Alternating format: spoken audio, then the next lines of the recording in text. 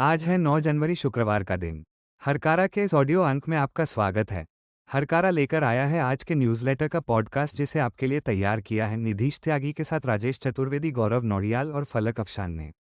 जिन खबरों का जिक्र हम यहाँ कर रहे हैं उनके लिंक्स और विस्तृत जानकारी मूल न्यूज़लेटर में है।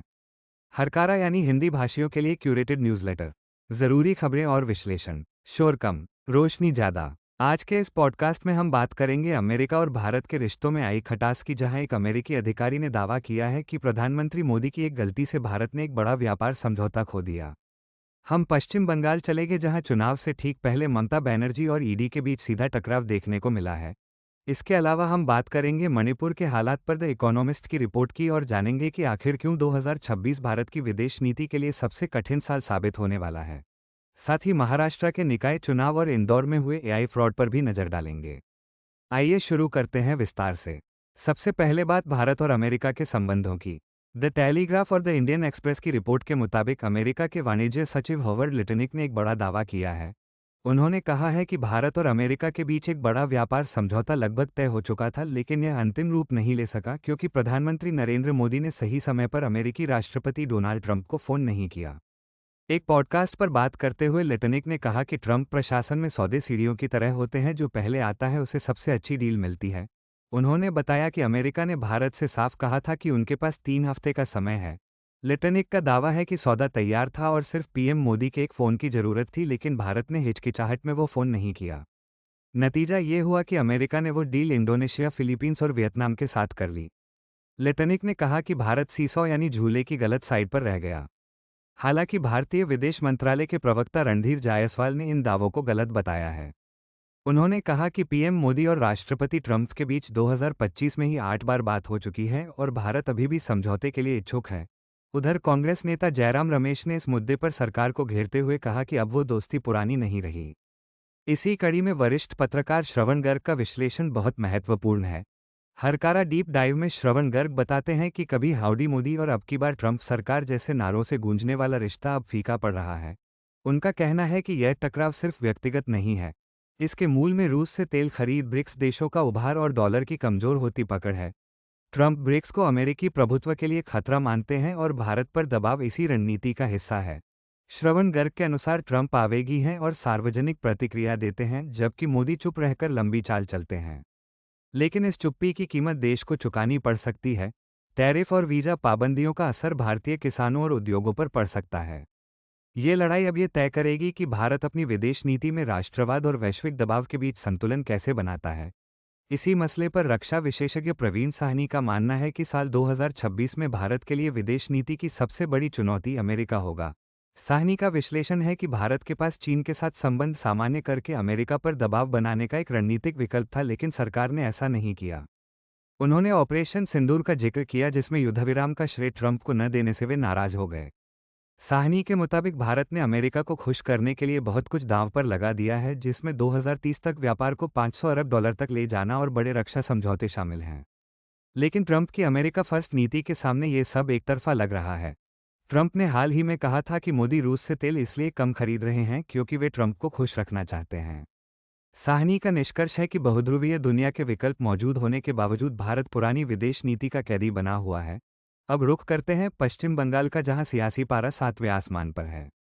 चुनाव से ठीक पहले टीएमसी और केंद्रीय जांच एजेंसियों के बीच टकराव सड़क पर आ गया है। टेलीग्राफ की रिपोर्ट के मुताबिक दिल्ली में टीएमसी सांसदों ने गृह मंत्री अमित शाह के दफ्तर के बाहर प्रदर्शन किया, जिसके बाद पुलिस ने डेरेक ओब्रायन और महुआ मोइत्रा समेत कई सांसदों को हिरासत में लिया। लेकिन असली ड्रामा कोलकाता में हुआ। मुख्यमंत्री ममता बनर्जी खुद आईपैक के ऑफिस पहुंच गई, जहां ईडी की छापेमारी चल रही थी। आईपैक वो एजेंसी है जो टीएमसी के लिए चुनावी रणनीति बनाती है। ममता ने वहां करीब 4 घंटे बिताए और आरोप लगाया कि एजेंसी चुनाव से जुड़े दस्तावेज जब्त करना चाहती है। वो वहां से कुछ दस्तावेज लेकर बाहर निकली और अमित शाह पर तीखा हमला बोला। इंडियन एक्सप्रेस के मुताबिक अब यह मामला हाईकोर्ट पहुंच गया है। ईडी ने ममता बनर्जी और पुलिस पर जांच में बाधा डालने और सबूत छीनने का आरोप लगाया है। इतिहास और सम्मान से जुड़ी एक खबर में ऑक्सफोर्ड यूनिवर्सिटी प्रेस ने माफी मांगी है। पीटीआई के अनुसार ओयूपी इंडिया ने छत्रपति शिवाजी महाराज के वंशज उदयनराजे भोसले से माफी मांगी है। यह मामला जेम्स लेन द्वारा लिखी गई किताब Shivaji Hindu king in Islamic India से जुड़ा है, जो 2003 में प्रकाशित हुई थी। इस किताब में शिवाजी महाराज के बारे में कुछ ऐसे कथन थे जिन्हें लेकर विवाद हुआ था और पुणे के भंडारकर इंस्टीट्यूट में तोड़फोड़ भी हुई थी। 2 दशक बाद पब्लिशर ने सार्वजनिक नोटिस जारी कर माना है कि किताब के कुछ बयान असत्यापित थे। ये कदम मराठा समुदाय की भावनाओं और ऐतिहासिक तथ्यों के सम्मान के तौर पर देखा जा रहा है। मणिपुर के हालात पर अंतर्राष्ट्रीय मीडिया की नज़र बनी हुई है। द इकोनॉमिस्ट ने अपनी रिपोर्ट में कहा है कि 3 साल बाद भी मणिपुर में कड़वाहट और बेचैनी बरकरार है। रिपोर्ट बताती है कि विरोधी समूहों को अलग रखने के लिए भारी सैन्य सुरक्षा की जरूरत पड़ रही है, जिससे विकास कार्य ठप हैं। मोरे जैसे सीमावर्ती शहरों में आज भी जले हुए घर देखे जा सकते हैं। रिपोर्ट के मुताबिक मैतेई और कुकी समुदाय बफर जोन के जरिए एक दूसरे से पूरी तरह कटे हुए हैं। इम्फाल से चुराचांदपुर जाने में अब कई गुना ज़्यादा समय लगता है। सबसे दुखद स्थिति राहत शिविरों की है, जहां हजारों लोग फंसे हुए हैं। दोनों ही समुदायों का मानना है कि अब फिर से साथ रहना बेहद मुश्किल होगा। ये रिपोर्ट मोदी सरकार की पिछले 11 वर्षों की प्रमुख विफलताओं को रेखांकित करती है। दिल्ली दंगों के मामले में एक नया मोड़ आया है। हिंदुस्तान टाइम्स के अनुसार शरजील इमाम ने कोर्ट में दलील दी है कि उसने 2 जनवरी 2020 को ही सीएए विरोधी आंदोलन छोड़ दिया था। उसने खुद को उमर खालिद और बड़ी साजिश वाले मामले से अलग करने की कोशिश की है। वहीं दूसरी तरफ भारत सरकार ने न्यूयॉर्क के मेयर जोहरान ममदानी द्वारा उमर खालिद के समर्थन में लिखे गए नोट पर कड़ी आपत्ति जताई है। विदेश मंत्रालय के प्रवक्ता ने कहा है कि जनप्रतिनिधियों को अन्य लोकतांत्रिक देशों की न्यायपालिका की स्वतंत्रता का सम्मान करना चाहिए। ये बयान तब आया जब ममदानी ने खालिद के माता पिता से मुलाकात के दौरान एकजुटता दिखाई थी। महाराष्ट्र के स्थानीय निकाय चुनावों में अजीबोगरीब स्थिति बनी हुई है। सुकन्या शांता की रिपोर्ट बताती है कि नामांकन वापस लेने के आखिरी दिन 68 उम्मीदवारों ने अचानक नाम वापस ले लिया। इससे सत्ताधारी गठबंधन महायुति ने कई सीटें निर्विरोध जीत लीं। विपक्षी दलों ने आरोप लगाया है कि उम्मीदवारों को हटाने के लिए भारी रिश्वत दी गई है। कुछ उम्मीदवारों का कहना है कि उनकी पार्टी ने उन्हें बिना कारण बताए अनजान क्षेत्रों में भेज दिया। ये घटनाक्रम राज्य की चुनावी राजनीति में चल रही उथल-पुथल और जोड़-तोड़ की ओर इशारा करता है। खेल जगत से खबर है कि बांग्लादेश क्रिकेट टीम में टी20 वर्ल्ड कप को लेकर अनिश्चितता है। बांग्लादेश क्रिकेट बोर्ड ने आईसीसी से अपने मैच भारत से बाहर कराने का अनुरोध किया है। पीटीआई के अनुसार यह कदम खिलाड़ियों की सुरक्षा चिंताओं को देखते हुए उठाया गया है। यह विवाद तब गहराया जब IPL team Kolkata night Riders ने बांग्लादेशी गेंदबाज मुस्तफिजुर रहमान को रिलीज कर दिया। इसी बीच पूर्व कप्तान तमीम इकबाल को सावधानी बरतने की सलाह देने पर एक बोर्ड अधिकारी ने उन्हें भारतीय एजेंट कह दिया, जिससे माहौल और खराब हो गया है। आम आदमी से जुड़ी बुनियादी समस्याओं की बात करें तो गुजरात में जल जीवन मिशन के दावों पर सवाल उठे हैं। जल शक्ति मंत्रालय की रिपोर्ट के मुताबिक गुजरात के 57% घरों में नल से जल का कनेक्शन नहीं है। वहीं प्रदूषण पर आईसीआरए की रिपोर्ट डराने वाली है। भारत के 44% शहर स्थायी वायु प्रदूषण झेल रहे हैं। रिपोर्ट में असम का बनीहाट सबसे प्रदूषित शहर बताया गया है, जिसके बाद दिल्ली और गाजियाबाद का नंबर है।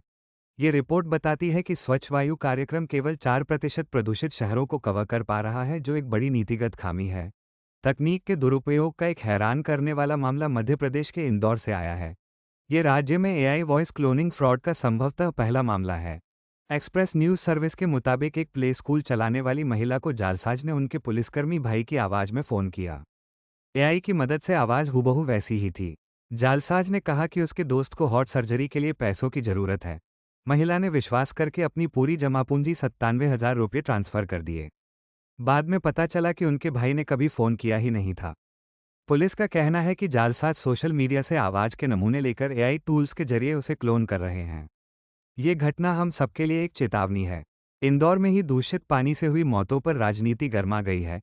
कलेक्टर और महापौर के आरएसएस कार्यालय जाने पर विवाद खड़ा हो गया है। इंडियन एक्सप्रेस की रिपोर्ट है कि भागीरथपुरा में गंदे पानी से कई लोगों की मौत और हजारों के बीमार होने के बाद अधिकारी संघ कार्यालय में बैठक के लिए पहुंचे थे। कांग्रेस ने इसे प्रशासनिक निष्पक्षता का हनन बताया है। कांग्रेस अध्यक्ष जीतू पटवारी ने कहा कि जब शहर में मातम है तो अधिकारियों को फील्ड में होना चाहिए, न कि संघ के दफ्तर में। वहीं बीजेपी ने इसे शिष्टाचार भेंट बताया है। ये घटना प्रशासन और राजनीति के बीच की धुंधली होती लकीर को दर्शाती है। उत्तर प्रदेश के बुलंदशहर जिले के एक गांव में नफरत फैलाने का मामला सामने आया है। मकतूब मीडिया के अनुसार भोखेड़ा गांव में मुस्लिम परिवारों के घरों के बाहर धमकी भरे पर्चे फेंके गए। इन पर्चों में लिखा था कि 24 घंटे में गांव खाली करो वरना जिंदा जला देंगे। पर्चे पर किसी कट्टर सनातनी विक्रम का नाम लिखा था। गांव के मुस्लिम परिवार दहशत में हैं और रात भर जागकर पहरा दे रहे हैं। पुलिस ने एफआईआर दर्ज कर ली है और इसे शरारती तत्वों का काम बताया है। गौरतलब है कि इस गांव में आज तक कभी सांप्रदायिक तनाव नहीं रहा था। मुख्यमंत्री पुष्कर सिंह धामी ने अंकिता भंडारी हत्याकांड की सीबीआई जांच की सिफारिश कर दी है। द हिंदू की रिपोर्ट के मुताबिक अंकिता के माता पिता ने सीएम से मुलाकात कर मांग की थी कि हत्या के पीछे किसी वीआईपी का हाथ है जिसकी पहचान होनी चाहिए। भारी जनविरोध के बाद सरकार ने यह फैसला लिया है। 2022 में हुई इस हत्या ने पूरे राज्य को हिला दिया था और अब सीबीआई जांच से उम्मीद है कि असली गुनहगारों तक कानून के हाथ पहुंचेंगे। अर्थव्यवस्था के मोर्चे पर पूर्व मुख्य आर्थिक सलाहकार अरविंद सुब्रमण्यम ने चेतावनी दी है। ब्लूमबर्ग को दिए इंटरव्यू में उन्होंने कहा कि 7.4% जीडीपी ग्रोथ के आंकड़ों को सावधानी से देखना चाहिए। उनका कहना है कि अमेरिकी राष्ट्रपति ट्रंप द्वारा लगाए जाने वाले संभावित टैरिफ भारत के लिए बड़ा खतरा हैं। उन्होंने कहा कि अगर अमेरिका रूस से व्यापार करने वाले देशों पर 500% टैरिफ लगाता है तो भारत मुसीबत में आ सकता है। सुब्रमण्यम ने यह भी कहा कि चीन द्वारा सस्ता सामान डंप करने से भारतीय उद्योगों पर दबाव बढ़ रहा है, इसलिए सरकार को जश्न मनाने के बजाय सतर्क रहने की जरूरत है। अंत में अंतर्राष्ट्रीय खबर ईरान से। वहां महंगाई और बदहाल अर्थव्यवस्था के खिलाफ प्रदर्शन उग्र हो गए हैं। न्यू इंडियन एक्सप्रेस के मुताबिक लोग सड़कों पर उतरकर तानाशाह को मौत के नारे लगा रहे हैं। प्रदर्शनकारियों ने कई सरकारी इमारतों में आग लगा दी है। सर्वोच्च नेता अयातुल्ला खामेनेई ने इसे विदेशी साजिश बताया है और कहा है कि वे पीछे नहीं हटेंगे। ईरान में इंटरनेट सेवाएं ठप कर दी गई हैं ताकि दुनिया को वहां के हालात का पता न चल सके।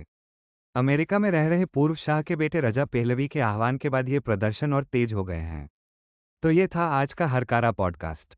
देश और दुनिया की इन महत्वपूर्ण खबरों का यह विश्लेषण आपको कैसा लगा, हमें जरूर बताएं। हम उम्मीद करते हैं कि यह जानकारी आपको अपने आसपास की घटनाओं को बेहतर समझने में मदद करेगी। हरकारा का मकसद है शोर कम और रोशनी ज़्यादा। आप हमें सब्सक्राइब कर सकते हैं ताकि कोई भी ज़रूरी अपडेट मिस न हो। अगले एपिसोड में फिर होगी मुलाकात, तब तक के लिए अपना ख्याल रखें। धन्यवाद।